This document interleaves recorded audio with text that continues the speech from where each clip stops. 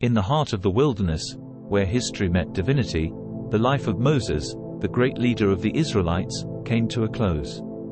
His story is one of remarkable faith, courage, and miracles. It is a story that intertwines with the divine, filled with enigmatic moments that have captivated minds for generations. Moses was the man chosen by God to lead the Israelites out of slavery in Egypt, guiding them toward the Promised Land. But his journey was not without trials and tests of faith, and it culminated with an astonishing end. In the midst of this remarkable journey, we will uncover a heavenly dispute between the archangel Michael and the devil over Moses' body. This celestial altercation will shed light on the divine principles of obedience, faith, and the consequences of disobedience, as well as the boundaries of spiritual warfare. Join us as we embark on a journey through time and scripture, exploring the life, death, and heavenly encounters of Moses, a man whose faith and leadership left an indelible mark on the history of the Israelites and the world. In the ancient land of Egypt, where the mighty Nile River flowed with life-giving waters, a child was born. His name was Moses, though at his birth, no one could have predicted the remarkable destiny that lay ahead for him. Moses' early life was anything but ordinary. He was born to Hebrew parents during a time of great oppression. The Pharaoh of Egypt had decreed that all male Hebrew infants be cast into the river, a ruthless attempt to control and diminish the Hebrew population. It was a time when despair and fear gripped the hearts of the Israelites. But Moses' parents were different. They saw something extraordinary in their newborn son. His mother, Jochebed, wrapped him in a basket woven from reeds and coated it with tar to make it waterproof. With a mother's tearful prayers, she gently placed the infant Moses in the basket and set it afloat on the waters of the Nile, entrusting his fate to God. As fate would have it, the basket drifted along the Nile's currents, guided by an unseen hand. It was found by none other than Pharaoh's daughter, a woman of compassion and kindness.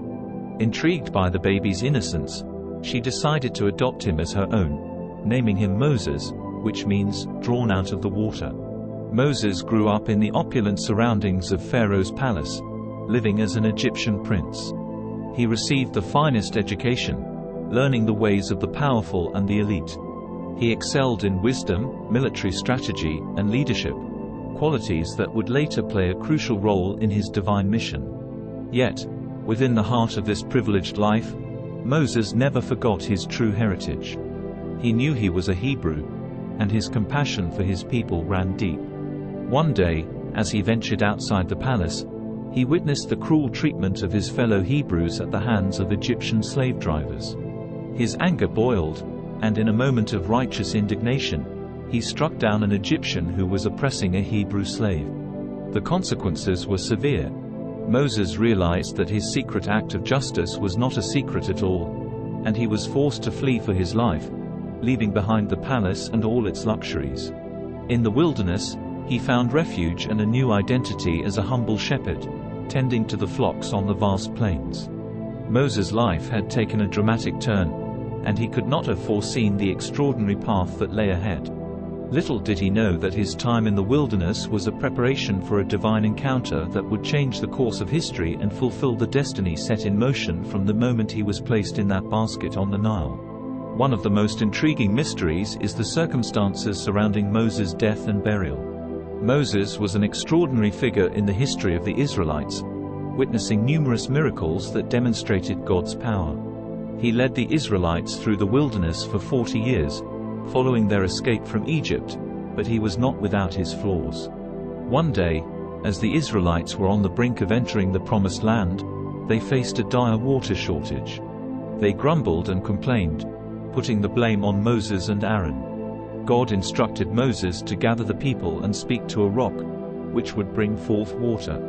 It was a test of Moses' faith and obedience. However, in a moment of frustration and anger, Moses struck the rock twice with his staff instead of speaking to it as God had commanded. This act of disobedience had consequences. In Numbers chapter 20, verses 10-12, we find the account. He and Aaron gathered the assembly together in front of the rock, and Moses said to them, "Listen, you rebels, must we bring you water out of this rock?" Then Moses raised his arm and struck the rock twice with his staff. Water gushed out, and the community and their livestock drank. But the Lord said to Moses and Aaron, "Because you did not trust in me enough to honor me as holy in the sight of the Israelites, you will not bring this community into the land I give them." Moses' disobedience had severe consequences. He was not permitted to enter the promised land. Despite this, he faithfully continued to lead the Israelites through their journey. As the Israelites were on the cusp of entering Canaan, they mourned for Moses for an entire month before crossing the Jordan River. Moses was 120 years old when he died, and his eyes were not weak, nor his strength gone, as Deuteronomy chapter 34, verse 7 tells us. Moses was 120 years old when he died, yet his eyes were not weak nor his strength gone. Moses died alone on Mount Nebo, with his back against the rock, looking across the Jordan River at the land that had been promised to the Israelites. But he was not allowed to enter it due to his disobedience at the waters of Meribah Kadesh. God had shown him the land but denied him entry, as stated in Deuteronomy chapter 32, verses 51-52. This is because you broke faith with me in the presence of the Israelites at the waters of Meribah Kadesh in the desert of Zin, and because you did not uphold my holiness among the Israelites. Therefore, you will see the land only from a distance. You will not enter the land I am giving to the people of Israel. Moses' life was marked by remarkable events, and God's hand was evident in every step of his journey. His faith and leadership were truly exceptional. Although he was not allowed to enter the promised land, God had a specific purpose for this decision.